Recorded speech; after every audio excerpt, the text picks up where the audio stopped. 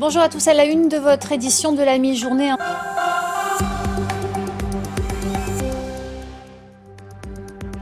Madame, Monsieur, bonjour. Mardi 29 septembre, bienvenue sur France 3 Alsace. Voici les titres du journal de midi. Le géant chinois de la téléphonie Huawei va-t-il s'installer à Strasbourg? Les négociations avec la région sont en cours. L'industriel cherche un endroit pour produire les antennes 5G dont les fréquences sont attribuées à partir d'aujourd'hui. L'actualité ce mardi, c'est aussi l'attribution des premières fréquences de la 5G. À partir d'aujourd'hui, les opérateurs téléphoniques vont s'affronter pour commercialiser cet Internet à très grand débit. Sur ce marché, il faudra installer de nouvelles antennes. Le géant chinois Huawei pourrait installer une usine à Strasbourg. Voilà qui est bien gênant pour la nouvelle maire écologiste. Les explications d'Angélique Etienne. Ce serait sa plus grande usine hors de Chine. Et Huawei aurait choisi la banlieue de Strasbourg pour l'implanter. Depuis le début de l'année, le géant chinois de la téléphonie est en discussion avec la région Grand Est.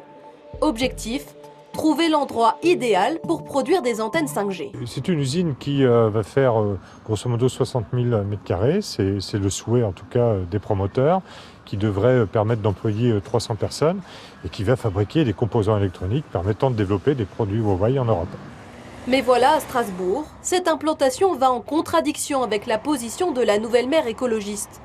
Dans une tribune publiée dans le JDD, Jeanne Barséguian a exprimé avec d'autres élus ses doutes face au déploiement de la 5G, notamment sur son impact climatique et environnemental.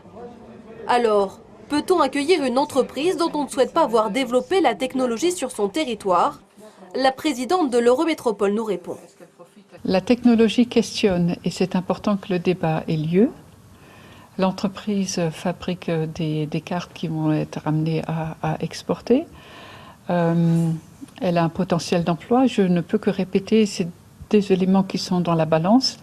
Et c'est bien en échangeant en direct avec l'entreprise que nous pourrons prendre la meilleure décision, j'en suis sûre.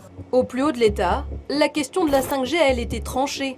En juillet dernier, le ministre de l'économie a clarifié la position de la France. Nous n'indiquons pas à Huawei d'investir sur la 5G.